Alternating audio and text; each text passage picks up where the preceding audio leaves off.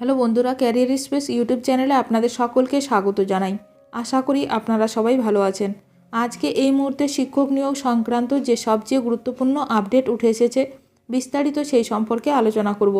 তাই ভিডিওটি অবশ্যই শেষ পর্যন্ত দেখবেন নিয়োগ সংক্রান্ত অনেক নতুন নতুন আপডেট পাওয়ার জন্য।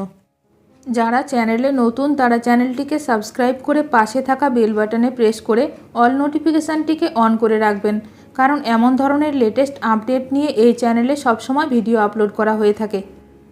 শংসাপত্র নিয়ে অভিযুক্ত 19 শিক্ষক শিক্ষিকার নথি চাইল জেলা বিদ্যালয় সংসদ।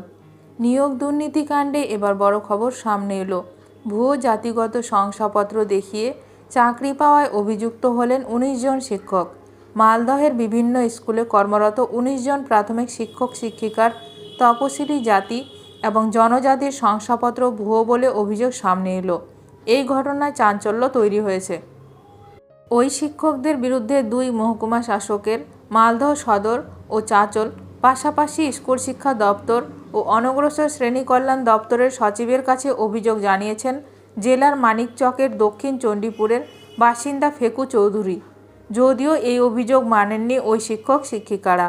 অভিযুক্ত একাধিক শিক্ষকের দাবি, সমাজে আমাদের বদনাম করতে এসব ভিত্তিহীন অভিযোগ করা হচ্ছে।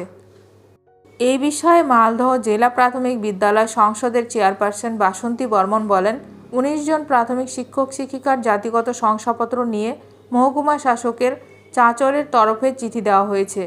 তাই আমরা অপর বিদ্যালয় পরিদর্শকদের সেসব জাতিগত শংসাপত্র 28 মার্চের মধ্যে সংসদে জমা দিতে বলেছি।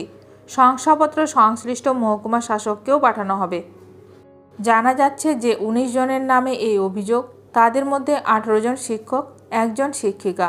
তারা বর্তমানে সহকারী শিক্ষক শিক্ষিকা পদে মানিকচক 1, রতুয়া নিউ, কোরিয়ালি ও সদর দক্ষিণ চক্রে কর্মরত। সংশ্লিষ্ট চক্রের সার্কেল অপর বিদ্যালয় পরিদর্শকদের কাছে ওই শিক্ষক শিক্ষিকাদের শংসাপত্রের নথি চেয়েছে জেলা প্রাথমিক বিদ্যালয় সংসদ। এখন দেখার বিষয় এই নিয়ে আরও কি গুরুত্বপূর্ণ খবর উঠে আসে।